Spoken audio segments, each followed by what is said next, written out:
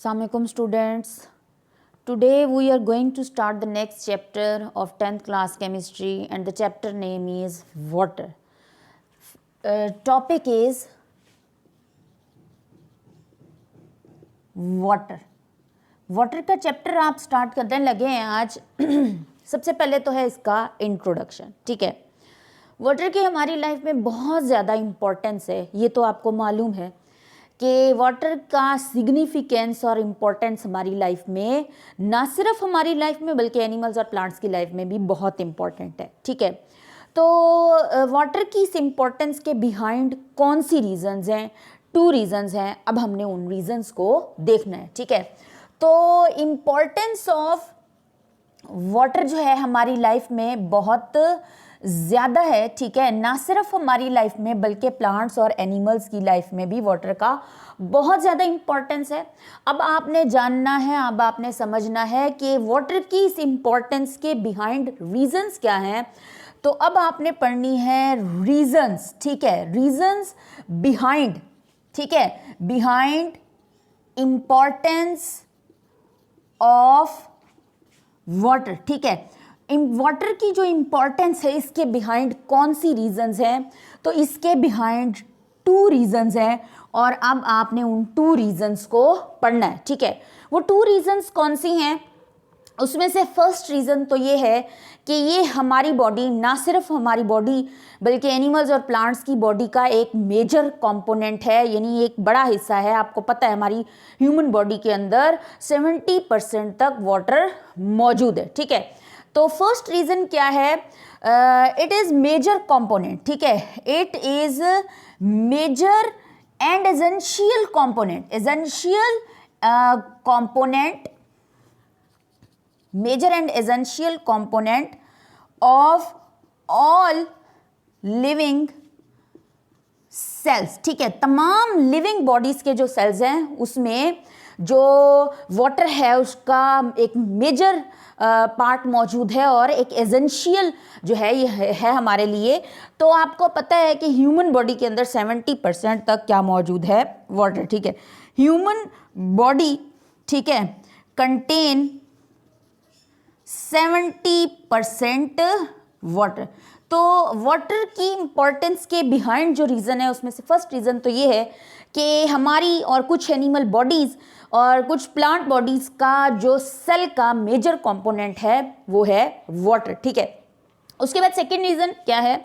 आपको पता है कुछ प्लांट्स और कुछ एनिमल्स ऐसे हैं जो पानी के अंदर रहते हैं, तो ये वाटर जो है उनको इन्वायरमेंट प्रोवाइड करता है, रहने की जगह प्रोवाइड करता है। तो सेकेंड रीज़न क्या है?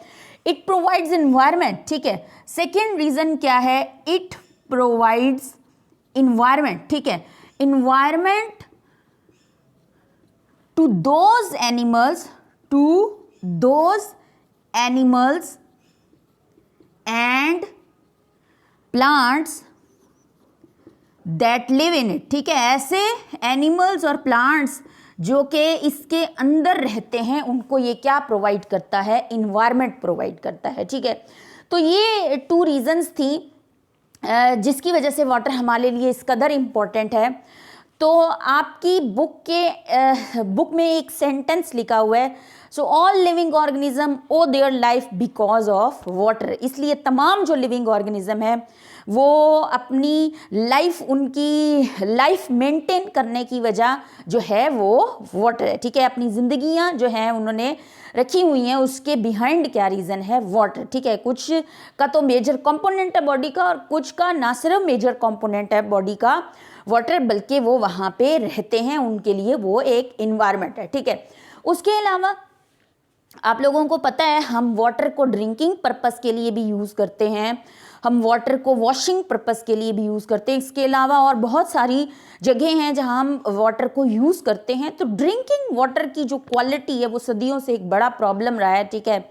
और स्पेशली सेकेंड वर्ल्ड वॉर के बाद तो सिंथेटिक केमिकल्स का प्रोडक्शन और उनका यूज़ बढ़ गया, ठीक है। सेकेंड वर्ल्ड वॉर के बाद सिंथेटिक केमिकल जो है आर्टिफिशली प्रिपेयर्ड जो केमिकल्स हैं उनका डे बाय डे यूज़ भी बढ़ रहा है और उनका प्रोडक्शन भी बढ़ रहा है, ठीक है। तो उसमें से जो हम इस चैप्टर में जिक्र करेंगे जिन सिंथेटिक केमिकल्स का, वो हैं पेस्टिसाइड्स और फर्टिलाइजर्स। फर्टिलाइजर्स आपको पता है हम अपनी क्रॉप्स में यूज़ करते हैं to increase the fertility of soil, soil की फर्टिलिटी बढ़ाने के लिए हम यूज़ करते हैं।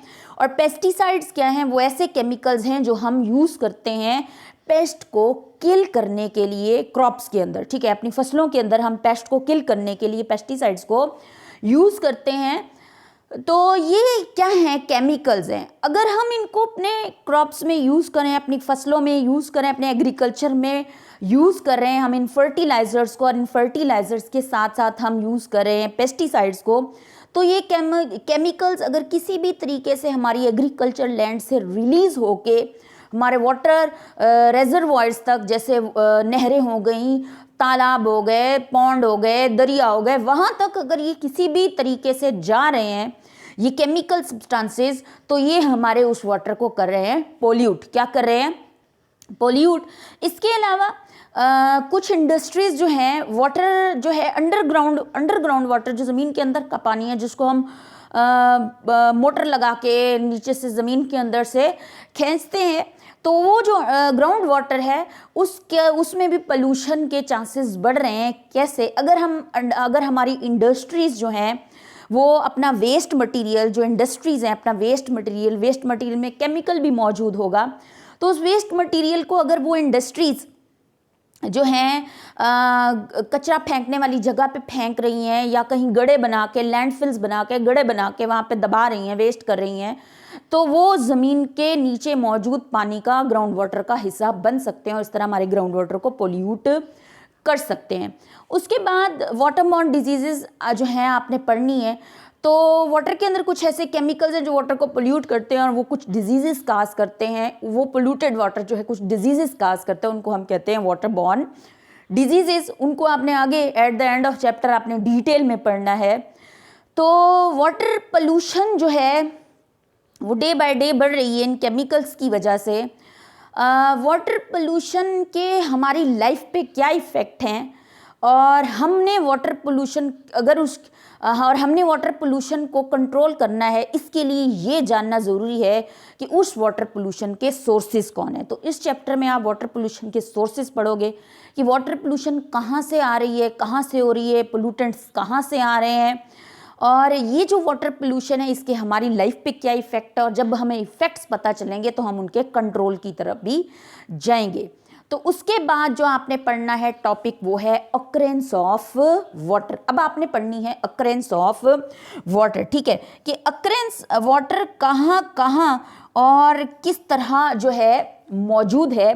तो आपको पता है, आप लोगों ने SST की बुक्स में पढ़ा होगा, हमारी अर्थ के ऊपर 97% जो वाटर है वो सी और ओशन के अंदर मौजूद है। तो टोटल जितना भी हमारी अर्थ पे वाटर है वो 97% वाटर, कितना 97% वाटर जो है वो सीज एंड ओशंस में मौजूद है, ठीक है, सीज एंड ओशंस में मौजूद है।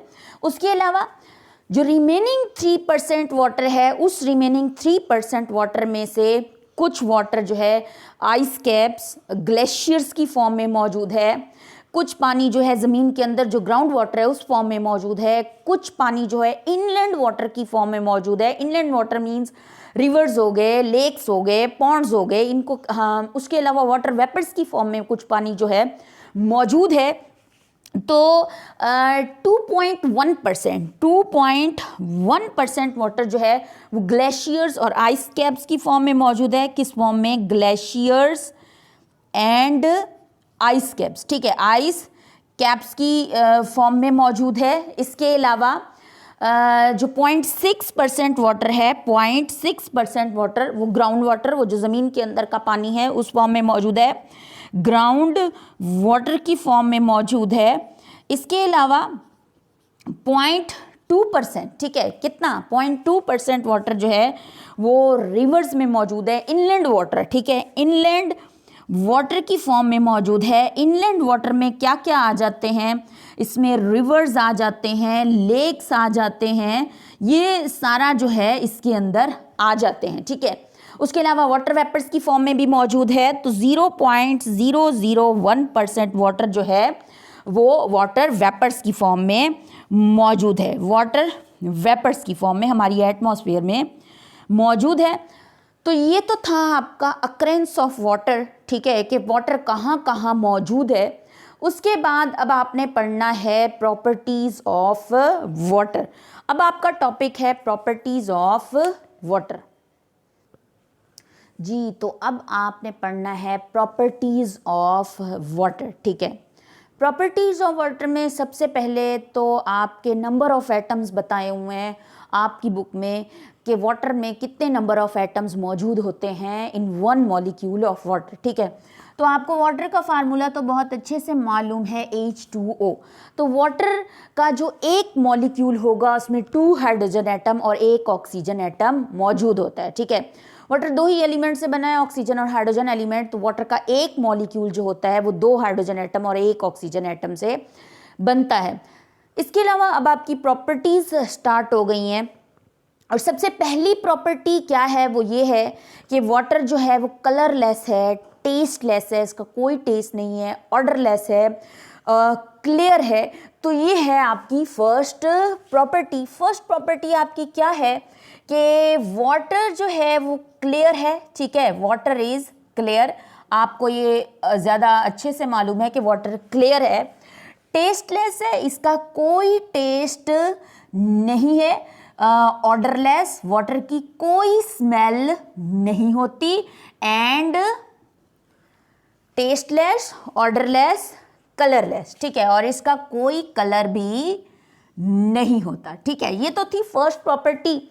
उसके बाद आपने पढ़नी है सेकंड प्रॉपर्टी, और वो क्या है, देखो आप लोगों ने सेकंड चैप्टर में 10th के सेकंड चैप्टर में पढ़ा होगा एसिड और बेस, एसिड्स और बेसिस को पढ़ा होगा। इसके अलावा आपने लिटमस इंडिकेटर पढ़ा होगा। आप लोगों ने ये भी पढ़ा होगा कि लिटमस इंडिकेटर ब्लू भी होता है और रेड भी होता है। तो जब आपने एसिड्स पढ़े थे तो आपको बताया गया था कि एसिड्स जो हैं वो ब्लू लिटमस को रेड कर देते हैं और बेसिस जो हैं वो रेड लिटमस को ब्लू कर देते हैं, ठीक है। एसिड्स ब्लू लिटमस को रेड और बेसिस रेड लिटमस को ब्लू कर देते हैं। लेकिन वाटर, ठीक है, वाटर जो है उसके अंदर अगर हम लिटमस इंडिकेटर को यूज़ करें तो ना ही रेड लिटमस इंडिकेटर का कलर चेंज होता है और ना ही ब्लू लिटमस इंडिकेटर का कलर चेंज होता है। बेशक जो लिटमस है वो लिटमस इंडिकेटर जो है वो पेपर की फॉर्म में हो या सोल्यूशन की फॉर्म में हो, कलर चेंज नहीं होता। और अगर कलर चेंज नहीं होगा तो सब्सटेंस ना तो एसिड है ना ही बेस है, वो क्या है, न्यूट्रल। क्या है, न्यूट्रल। तो वाटर के ऊपर लिटमस इंडिकेटर जो है वो न्यूट्रल रहता है, उसका कोई चेंज नहीं होता। तो आपकी प्रॉपर्टी क्या है, it is neutral to litmus. Water क्या है, वाटर लिटमस के साथ न्यूट्रल है, it is neutral to litmus, ठीक है। लिटमस जो है, लिटमस इंडिकेटर पर वाटर का या वाटर पर लिटमस इंडिकेटर का कोई इफेक्ट नहीं होता। उसके बाद नेक्स्ट आपकी प्रॉपर्टी है फ्रीजिंग और बॉइलिंग पॉइंट पर। तो वाटर का फ्रीजिंग पॉइंट जो है वो होता है 0 degree Celsius. Freezing point of water 0 degree Celsius. ये चीज़ तो आप लोगों ने 9th में भी पढ़ रखी होगी। और जो बॉइलिंग पॉइंट होता है, ठीक है, एंड बॉइलिंग पॉइंट, और वाटर का जो बॉइलिंग पॉइंट होता है वो होता है 100 डिग्री सेल्सियस, ठीक है। कितना होता है, 100 degree celsius at sea level. At sea level, sea level पर वाटर का, सी लेवल मीन समंदर की सतह पर, समंदर की सतह के करीब जो वाटर का बॉइलिंग पॉइंट होता है वो होता है 100 डिग्री सेल्सियस। 100 degree Celsius. जो हम ऊंचाई की तरफ जाएंगे तो वाटर का बॉइलिंग पॉइंट चेंज होगा, और चेंज क्या होगा, डिक्रीज होगा, ठीक है। तो इसको मैं आपको ऐसे बताती हूँ। देखो आपको पता है, आप लोगों ने 9th में पढ़ा है कि वाटर या कोई भी लिक्विड बॉयल कब होता है, जब उसके अंदर का प्रेशर और बाहर एटमॉस्फेरिक प्रेशर जो होता है उसके इक्वल हो जाता है, उस टाइम लिक्विड बॉयल करना स्टार्ट कर देता है। तो जब आपको एटमॉस्फेयर वाला चैप्टर पढ़ाया था तो आपको बताया था कि एटमॉस्फेयर में नीचे की तरफ प्रेशर ज़्यादा होता है क्योंकि गैसेस की क्वांटिटी ज़्यादा होती है, और जूं जूं हम ऊपर की तरफ जाते हैं तो गैसेस की क्वांटिटी कम होती जाती है, तो प्रेशर भी कम होता जाता है।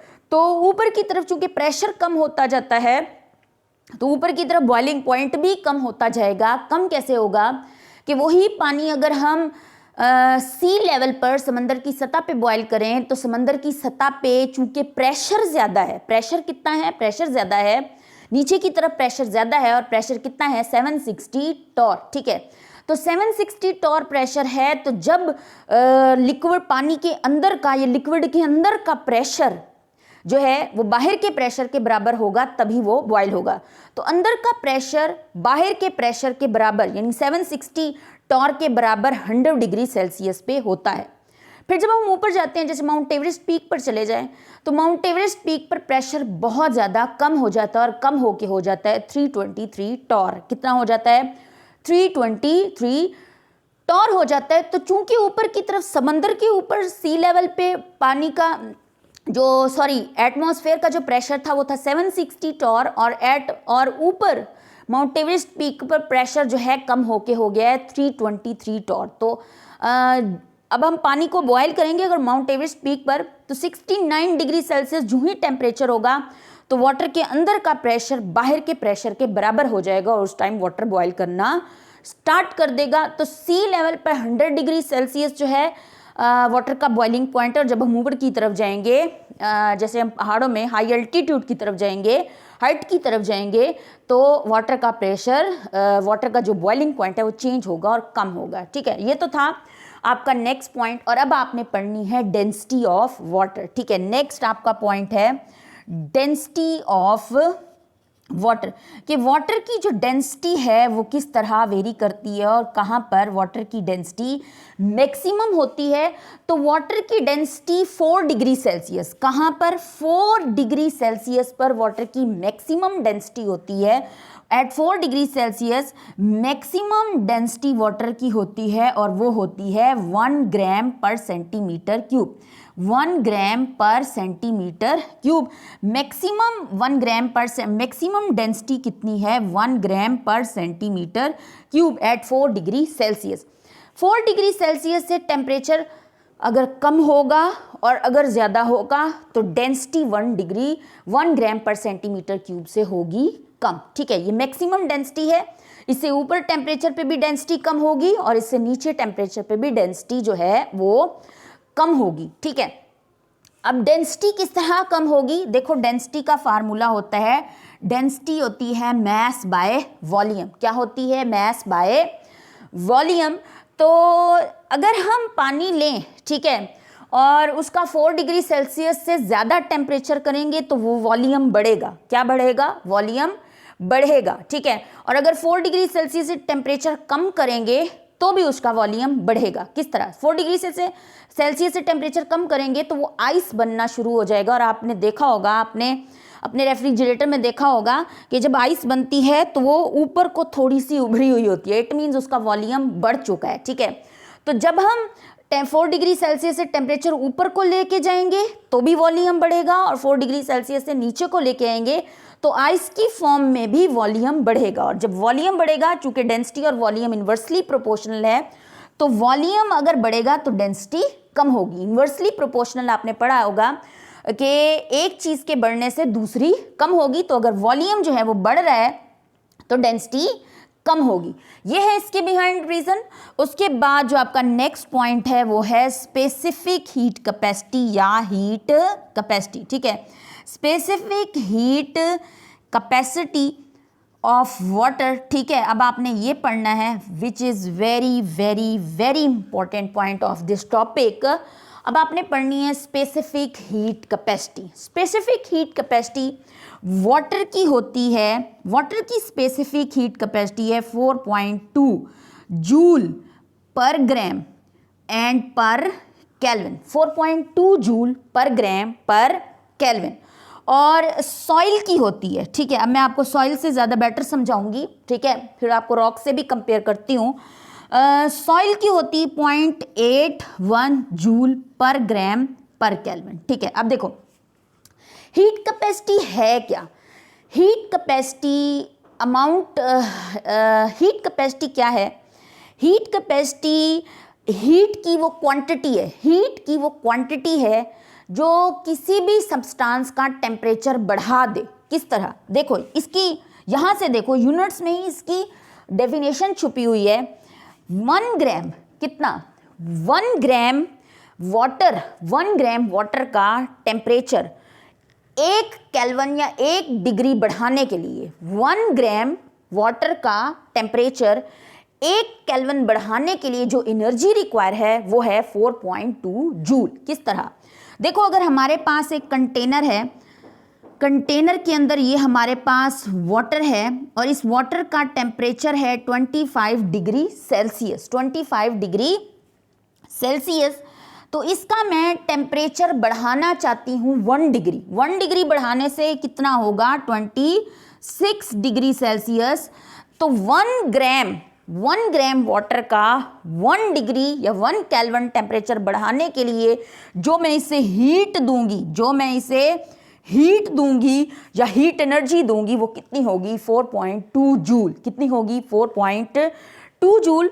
और ड्राई सॉइल का टेम्परेचर बढ़ाने के लिए 1 ग्राम ड्राई सॉइल का टेम्परेचर कितना 1 डिग्री सेल्सियस या 1 केल्विन बढ़ाने के लिए कितनी एनर्जी रिक्वायर होगी 0.81। अब सोचो इसका भी 1 ग्राम है, इसका भी 1 ग्राम है, वाटर का भी 1 ग्राम है और सॉइल का भी 1 ग्राम है। इसका 1 डिग्री या 1 केल्विन टेम्परेचर बढ़ाने के लिए वो 4.2 जूल एनर्जी रिक्वायर है और सॉइल का बढ़ाने के लिए 0.81 एनर्जी जो है वो रिक्वायर है। तो ये है हीट कैपेसिटी। क्या है हीट कैपेसिटी, जो वाटर की हीट कैपेसिटी है वो सॉइल की निस्बत 5 गुना ज़्यादा है, ठीक है, 5 टाइम्स ग्रेटर है। देखो इसकी हीट कैपेसिटी 4.2 है, इसकी हीट कैपेसिटी 0.81 है। इसको टेम्परेचर 1 ग्राम सॉइल को, ड्राई सॉइल को टेम्परेचर 1 डिग्री या 1 केल्विन बढ़ाने के लिए 0.81 जूल एनर्जी चाहिए और इसको वाटर को 1 ग्राम वाटर को 1 डिग्री या 1 केल्विन टेम्परेचर बढ़ाने के लिए 4.2 जूल एनर्जी रिक्वायर है। तो इसको ज़्यादा एनर्जी रिक्वायर है, इसकी हीट कैपेसिटी ज़्यादा है और सॉइल की निस्बत इसकी हीट कैपेसिटी 5 गुना ज़्यादा है, 5 गुना ज़्यादा है। और अगर हम बात करें रॉक्स की, किसकी, रॉक्स की, तो रॉक्स की निस्बत वाटर की हीट कैपेसिटी 6 टाइम्स ग्रेटर है। कितनी, 6 टाइम्स, ठीक है। और सॉइल की निस्बत 5 टाइम्स ग्रेटर है, 5 गुना वाटर की हीट कैपेसिटी सॉइल की निस्बत ज़्यादा है और रॉक्स की निस्बत 6 गुना ज़्यादा है, ठीक है। कितने गुना, 6 गुना। तो यानी कि वाटर को अपना टेम्परेचर बढ़ाने के लिए बहुत ज़्यादा हीट चाहिए। कितनी ज़्यादा, बहुत ज़्यादा हीट चाहिए बनिस्बत सॉइल के और रॉक्स की। अब इसको समझो, इसका हमें बहुत फ़ायदा है, ठीक है। हम ह्यूमन बीइंग्स को, हम एनिमल्स को, प्लांट्स को, ये नेचरली और इसका बहुत ज़्यादा फ़ायदा है। बहुत ज़्यादा फ़ायदा किस तरीके से है, देखो सन से हीट आ रही है, सन से हीट आ रही है डे टाइम में। डे टाइम में जब सन से हीट आती है तो सन से जितनी भी हीट आ रही है उससे, उसमें से ज़्यादा हीट, बहुत ज़्यादा हीट जो है वो समंदरों में मौजूद पानी, दरियाओं में मौजूद पानी, नहरों में मौजूद पानी, लेक्स में मौजूद पानी जो है वो एब्जॉर्ब कर लेता है। क्या कर लेता है, एब्जॉर्ब कर लेता है कि उसको अपना टेम्परेचर बढ़ाने के लिए बहुत ज़्यादा एनर्जी रिक्वायर है। इस वजह से पानी जो है ज़्यादा हीट को कर लेता है एब्जॉर्ब, ठीक है, अपना टेम्परेचर बढ़ाने के लिए। दिन के टाइम टेम्परेचर बढ़ेगा और जो हमारी सॉइल है और हमारी रॉक्स हैं और हमारी सैंड है, ये जो है ये कम हीट एनर्जी एब्जॉर्ब करती हैं, ये कम हीट एनर्जी एब्जॉर्ब करती हैं बनिस्बत वाटर के जो कि समंदरों और दरियाओं में मौजूद है, ठीक है। तो ज़्यादा हीट जो है वो चूँकि हमारे वाटर जो है एब्जॉर्ब कर लेता है और कम हीट हमारी सॉइल पर, हमारी सैंड पर, हमारी रॉक्स पर पहुंचती है, तो नतीजतन यहाँ का ये टेम्परेचर है जिसमें हम सर्वाइव कर सकते हैं। लेकिन अगर वाटर की हीट कैपेसिटी भी कम होती, जैसे सॉइल और रॉक्स की है, तो वाटर की हीट कैपेसिटी कम होती तो वाटर कम हीट एब्जॉर्ब करता और बाकी रिमेनिंग हीट जो होती वो कहाँ जाती, वो सॉइल पे जाती, रॉक्स पे जाती, सैंड पे जाती और हमारी अर्थ का टेम्परेचर, हमारी सॉइल का, सैंड का, रॉक्स का, पहाड़ों का टेम्परेचर और भी ज़्यादा होता, जितना अभी है उससे कहीं ज़्यादा होता और कहीं ज़्यादा हमारे यहाँ पर जो है हमारी ज़मीन पर, हमारी सॉइल पर, हमारी रॉक्स पर कहीं ज़्यादा, अब से ज़्यादा गर्मी होती जिसमें हम सरवाइव ना कर सकते। तो वाटर की हीट कैपेसिटी होने का, इतनी ज़्यादा हीट कैपेसिटी होने का हमें क्या फ़ायदा है कि वाटर दिन के टाइम बहुत ज़्यादा सन से हीट एनर्जी एब्जॉर्ब कर लेता है, नतीजतन जो सॉइल है और रॉक्स है और सैंड है उसके पास वो कम हीट एब्जॉर्ब करते हैं और हमारी अर्थ का ये टेम्परेचर जो कि अब है जिसमें हम सर्वाइव कर सकते हैं वो है। लेकिन अगर वाटर की हीट कैपेसिटी इतनी ज़्यादा ना होती, वाटर की हीट कैपेसिटी भी कम होती, सॉइल की तरह की होती, तो क्या होता, वाटर कम हीट एब्जॉर्ब करता, रिमेनिंग हीट कहाँ जाती, सॉइल पे, सॉइल के साथ कहाँ जाती, सैंड पे, रॉक्स पे। तो हमारी सॉइल, रॉक्स और सैंड का टेम्परेचर बहुत ज़्यादा होता जिसमें हम सरवाइव ना कर सकते, तो हमारा डे टाइम टेम्परेचर बहुत ज़्यादा होता, डे टाइम टेम्परेचर बहुत ज़्यादा होता और नाइट टाइम में टेम्परेचर बहुत कम होता। वो किस तरह, अब देखो दिन के टाइम हमारा जो वाटर है, समंदरों में मौजूद पानी, दरियाओं में मौजूद पानी और इसके अलावा नहरों में मौजूद पानी, हमारी सॉइल हो गई, हमारी सैंड हो गई, हमारी रॉक्स हो गई, दिन के टाइम तो ये सन से एनर्जी एब्जॉर्ब करती हैं। लेकिन रात में सन जो है वो तो नहीं है एनर्जी देने के लिए, तो रात के टाइम हमारी जो सॉइल है, हमारी जो सैंड है, हमारा जो वाटर है, ये एनर्जी एब्जॉर्ब करने की बजाय एनर्जी अपने अंदर से रेडिएट करते हैं। रेडिएट मीन निकालते हैं, दिन में एब्जॉर्ब करेंगे, रात में ये निकालेंगे। तो चूंकि पानी ज़्यादा एनर्जी एब्जॉर्ब करता है दिन में, तो रात में ये रेडिएट भी एनर्जी ज़्यादा करता है, ठीक है।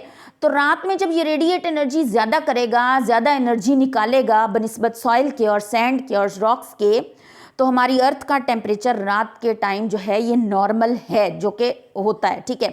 अगर इसकी स्पेसिफिक हीट कैपेसिटी कम होती, बहुत कम, जैसे कि सैंड की है या सॉइल की है, तो चूंकि ये दिन में कम हीट एब्जॉर्ब करता, रात में ये कम हीट पानी रेडिएट करता, और अगर कम पानी रात में निकालता, कम हीट रात में निकालता, कम हीट रेडिएट करता, तो यहाँ पे रात के टाइम बहुत ज़्यादा ठंड होती, बहुत ज़्यादा सर्दी होती।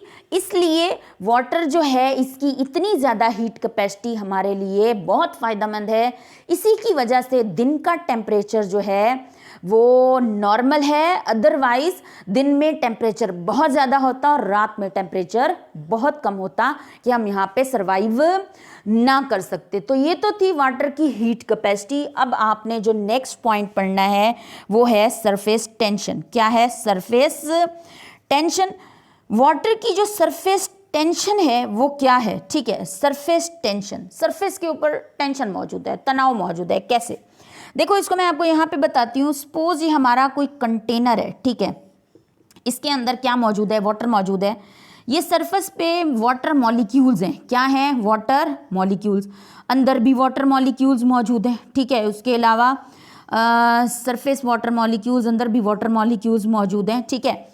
अब देखो यहाँ पे समझो क्या है, ये जो ऊपर सरफेस पे मौजूद मॉलिक्यूल, ये जो सेंटर में मौजूद मॉलिक्यूल है, ये मॉलिक्यूल जो है इसके इधर भी कोई मॉलिक्यूल है, इधर भी कोई मॉलिक्यूल है, इधर भी और इधर भी, ठीक है। तो ये सेंटर वाले मॉलिक्यूल को इधर वाला मॉलिक्यूल भी खींच रहा है, इधर वाला मॉलिक्यूल भी खींच रहा है, इधर वाला भी, इधर वाला भी, और इसके ऊपर नेट फोर्स होती है 0, ठीक है। लेकिन ऊपर वाला ये जो ऊपर वाला है, ठीक है, ऊपर वाले मॉलिक्यूल को देखो, इसको इस साइड से भी कोई खींच रहा है, इस साइड से भी कोई खींच रहा है, इस साइड से भी मॉलिक्यूल खींच रहा है और इस साइड से भी खींच रहा है, लेकिन ऊपर से कोई फोर्स इसको अट्रैक्ट नहीं कर रही। तो ये मॉलिक्यूल इस तरफ खींचाव इसका पड़ रहा है, टेंशन इसका, तनाव पड़ रहा है, और इसी को हम कहते हैं सरफेस टेंशन। क्या कहते हैं? Surface tension. आपने देखा होगा कि अगर पत्तों के ऊपर पानी का एक ड्रॉप पड़ जाए तो वो बिल्कुल गोल सा मौजूद होता है बजाय यूं फैलने के, ठीक है, आप गौर करना, बिल्कुल एक गोल सी बूंद बनी हुई होती है। तो वो इसी वजह से होती है क्योंकि ये जो सरफेस पे मौजूद, सतह पे मौजूद मॉलिक्यूल्स हैं उनको अंदर से फोर्सेस अट्रैक्ट कर रही हैं, जिसकी वजह से वो अंदर की तरफ मूव कर रहे हैं और वो फैल नहीं पा रहे। इसको कहते हैं सरफेस टेंशन। सरफेस टेंशन जो है वाटर की एक यूनिक प्रॉपर्टी है, वाटर की एक प्रॉपर्टी है। और सरफेस टेंशन की वजह से एक और एक्शन होता है, एक और फिनोमेना होता है, उसे कहते हैं कैपिलरी एक्शन। क्या कहते हैं? Capillary action. कैपिलरी एक्शन जो है, कैपिलरी एक्शन की वजह से ही प्लांट्स में वाटर जो है सॉइल से ऊपर की तरफ राइज होता है। Capillary action is the process by which water rises from roots of the plants to the leaves of plants. तो ये तो था आपका प्रॉपर्टीज ऑफ वाटर का टॉपिक। होप सो आपको अच्छे से समझ आया होगा। Allah bless you.